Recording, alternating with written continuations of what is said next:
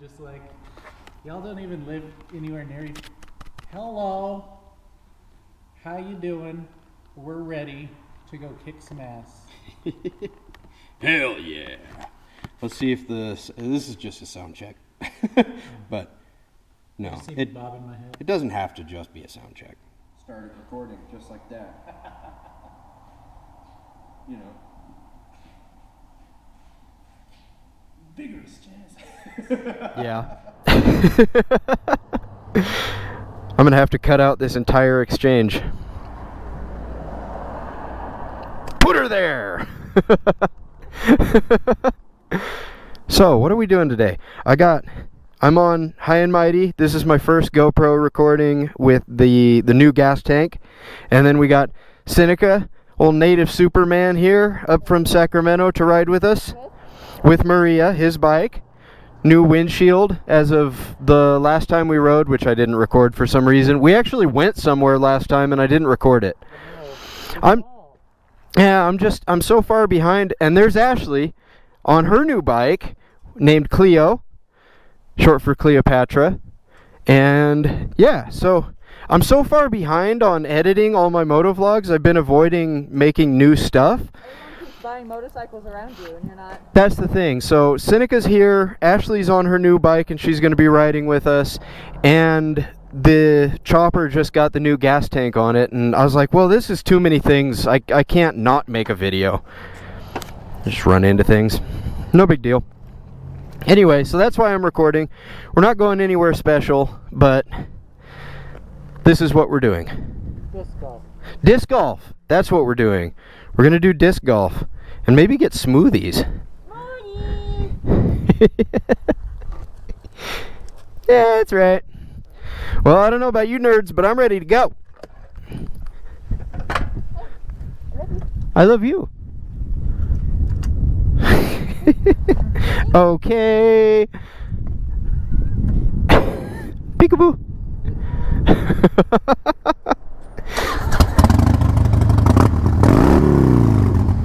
Okay, cool guy.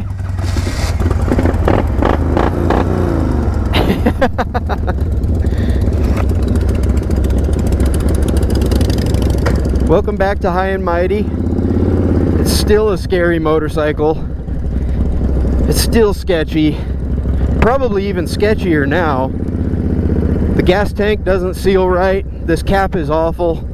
I've already messed up my beautiful custom paint job, but riding on this thing is so much fun. And it's weird. It's like, oh, I gotta keep up.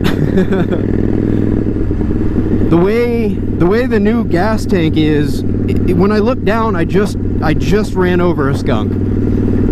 Awesome. It was already dead, but now my bike is gonna smell, so that's fun. Anyway, when I look down at this thing, I just see a motor. I just see motor, and it's so cool. I really like the way this thing is. I get vibes of like, I feel like I'm legit just riding a bicycle with an engine on it. A really angry, powerful engine. And I love it. I love it so much. It's too much fun. Also, I love riding with these people. These are some of my favorite fucking people. And now they both have Harleys, and I can ride together with them. And it makes me feel so good.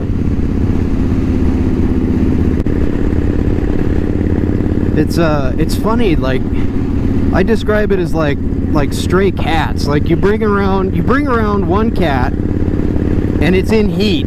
And now all of a sudden there's 100 stray tomcats that show up, clawing at your door trying to get at that other one. And that's how motorcycles are. You get one and other motorcycles will just appear. They just show up out of nowhere. And it's kind of funny. It's my favorite. It's one of my favorite things in the world. Just how motorcycles and motorcycle people are. Like I got my motorcycle and all of a sudden I had, like, other people just gave me vests You know, like I had 2 vests that just fell out of the sky and they're mine now. And I gave one of them to Seneca and I gave one of them to Devin.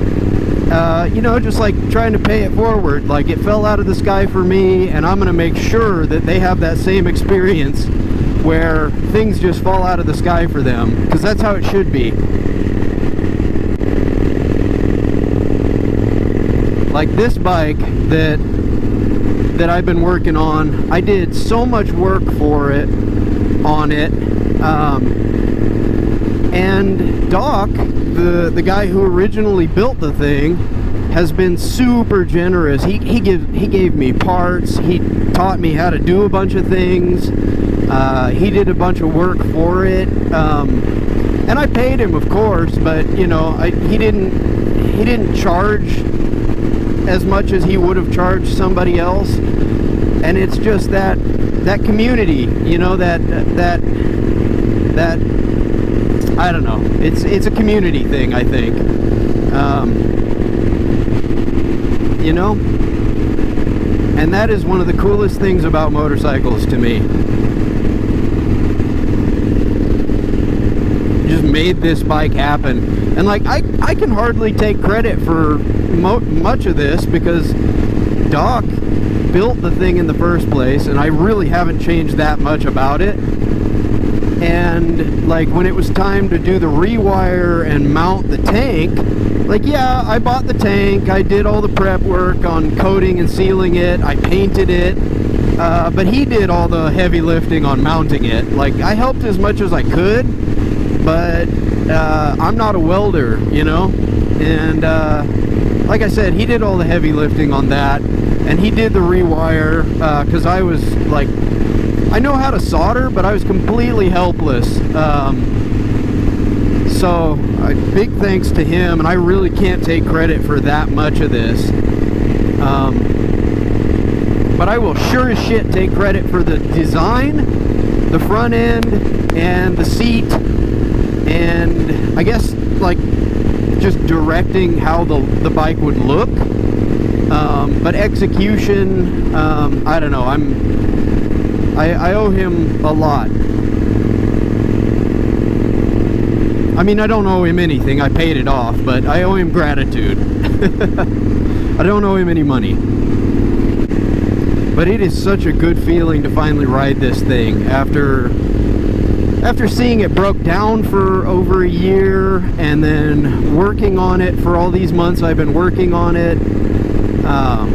It's just it's the most satisfying thing in the world. And I think it looks really good. Like, there's some parts of it that are a little sketchy, but that's how I like it. So, yeah. And then, what else do we got going on here? Seneca is getting ready. He's doing the mental preparation to do his first long solo ride. And I've been encouraging him in this bad behavior. I was showing him all my videos of riding up the coast solo and stuff like that, and giving him tips and telling him just kind of what I've been experiencing as far as camping solo and like how I approach it. So I'm interested to see. I think he'll pull the trigger. I don't think he'll be able to resist. I think he's going to do it. He's going to ride it out to Hoopa and visit family. And yeah, then we got Ashley over here. This is her second semi-long ride on her own on her new bike. And the first one was like a 220-mile ride that was just probably too much, but she handled it like a champ. And yeah, so here she is. She's just out here killing it. What I think is cool about the way she rides is she rides her own ride. Like, she's not trying to do anything stupid. She's not trying to keep up in places where she feels uncomfortable or where she shouldn't be trying to keep up. She just rides her own ride, and that is the biggest thing that any rider should be doing, is just ride your own ride. Don't do what you can't do, or try to do what you can't do. And that's how you stay safe and give yourself time to grow and gain experience, rather than trying to jump to, oh shit. Maybe not take the hands off the bars here.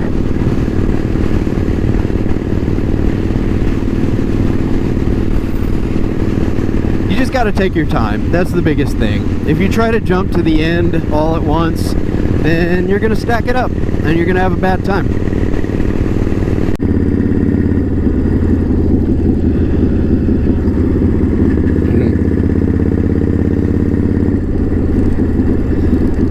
The funny thing about riding this bike is sometimes I get distracted a little bit, like looking down at it, because it's like I'm riding a chopper.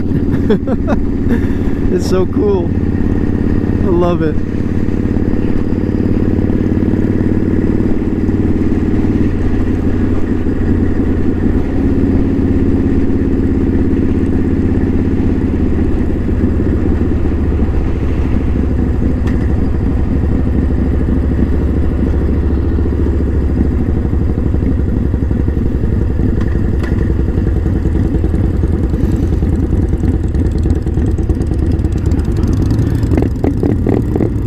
Wait, no.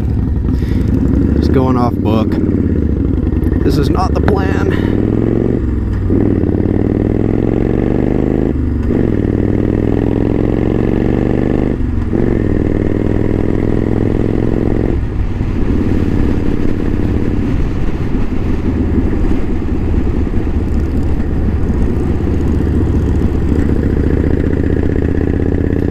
I said Standish, and I think he heard Wendell.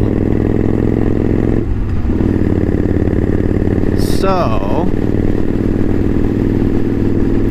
I'm guessing that's where he's taking us. Maybe I should have took point. Ah, whatever, we'll go wherever we go, and that'll be that. So, quick update. We took a fun turn, or missed our turn, and wound up out in the desert. What I'm experiencing right now is some weirdness in my legs. Like, I've never ridden the hardtail that far before, and so my legs feel super weird right now, like especially right when I got off. It's bizarre. And then while we're stopped, I want to check my fuel and make sure I'm gonna have enough to make it back. About halfway. I wouldn't have made it much farther. So, good thing we decided to turn around when we did. And then my oil is leaking, but this thing's leaky anyway, so I knew it was going to do that.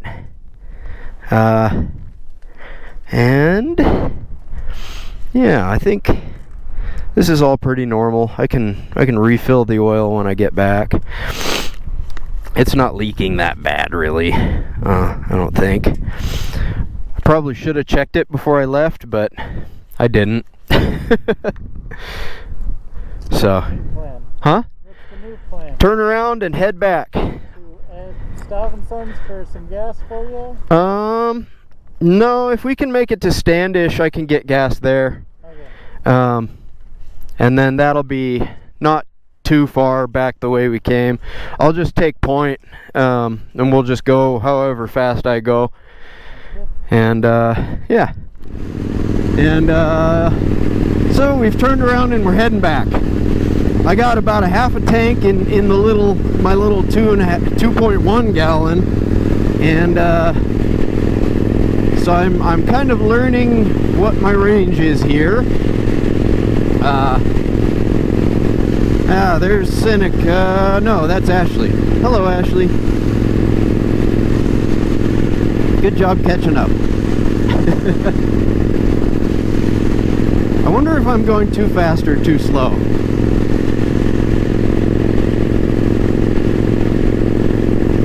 kind of lost them there at the start. I got out a little far ahead of them, but they're catching up now.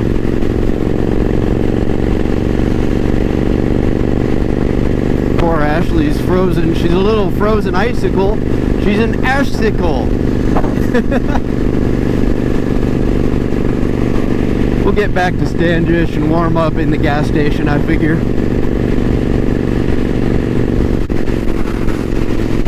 We made ourselves a quick pit stop at the Standish gas station so I could fill back up.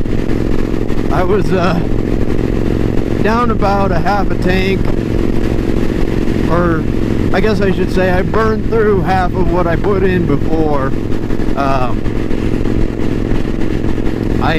When I turned this around, I was leading, and I was asking them how fast I was actually going, because I didn't, you know, I'm just guessing. And they said I was going. I'm not going to incriminate myself. I was going pretty quick though, which was crazy because like it doesn't. I don't know, like. On this bike, when I get up to highway speeds, it doesn't feel like I'm going that fast.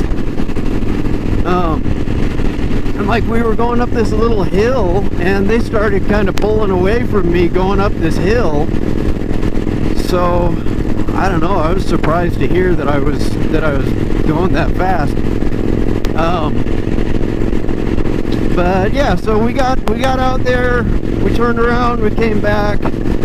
We're not going to do the loop that we were originally talking about because it's getting kind of late. We got other stuff we want to do, and we got to be home in time for dinner. We got family dinner, and we got to be there. So that's where we're at. We're just going to head on back home, and then we're going to go play disc golf. So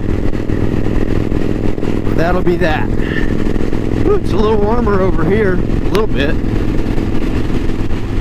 It was cold up over that damn hill.